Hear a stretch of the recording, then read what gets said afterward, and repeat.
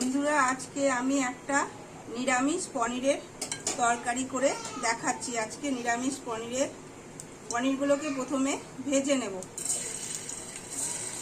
এটা ঘিয়ে করছি, ঘিটা গরম হয়ে গেছে।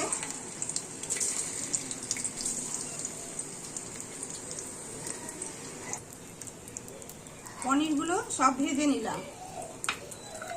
এবার ফুলকপিটাও ভেজে নেব।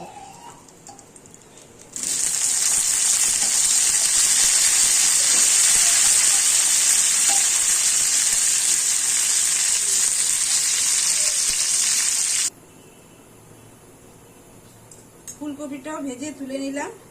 এবার আমি আরেকটু ঘি এতে দিয়ে দিচ্ছি।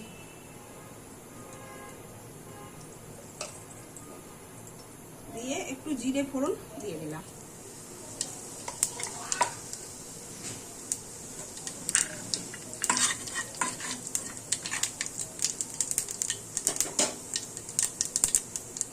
এতে জিরে গুঁড়ো, ধনে গুঁড়ো, লঙ্কার গুঁড়ো, হলুদ আর আপনার নুন এই আছে, এটা দিয়ে দিলাম। নিয়ে এটাকে এবার ভালো করে একটু কষে নিই। একটু জল দিয়ে দেবো, দিয়ে ভালো করে কষে নেব। মশলাটা একটু কষে নিলাম। নিয়ে কাজু, কিশমিশ আর একটু আদা বেটেছিলাম সেটা দিয়ে দেবো। দিয়ে আবার এটাকে ভালো করে এখন কষবো।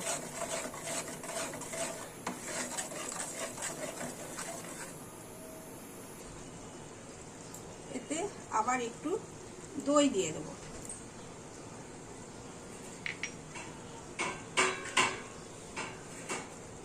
আর একটু মিষ্টিটা একটু বেশি দেব, যেহেতু নিরামিষ তরকারি একটু মিষ্টিটা দিলে মিষ্টি মিষ্টি ভালো লাগবে খেতে, তাই জন্য মিষ্টিটা দিলাম একটু বেশি। মশলাটা কষা হয়ে গেছে। এবার আমি পনিরটা আর ফুলকপিটা দিয়ে দেবো।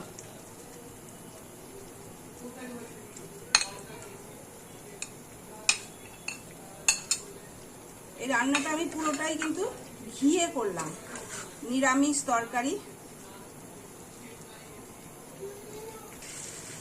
তরকারিটা কষা হয়ে গেল। এবার আমি এতে জল দিই।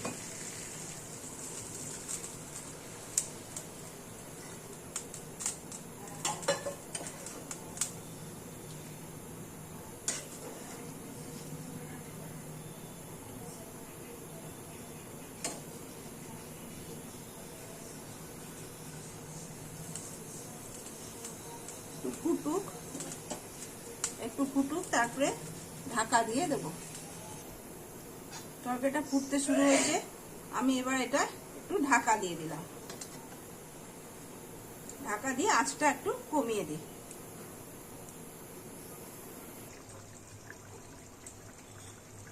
উপর থেকে একটু ক্যাপসিকাম আর টমেটো দিয়ে দিলাম, টেস্টটা একটু বেশি বাড়বে তরকারিটা, তাই জন্য।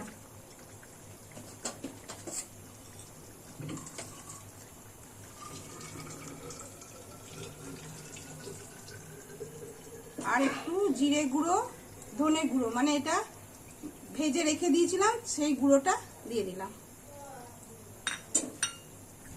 নিয়ে একটু আবার ভালো করে নেড়ে নেব।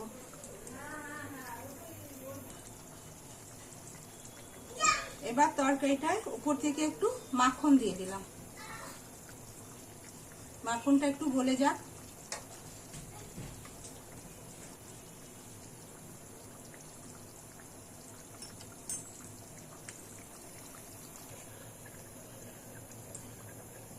তরকারিটা এবার মনে হচ্ছে হয়ে গেছে। তরকারিটা হয়ে গেছে। নিরামিষ একটা পনিরের রেসিপি, ফুলকপি আর পনির দিয়ে এটা বানালাম। এটা ভাত, রুটি সবই খেতে ভালো লাগবে।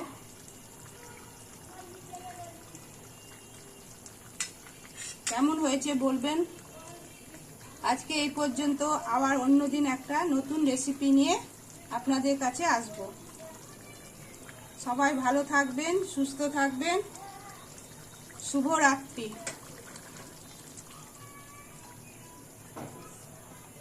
ছবি তুলে না।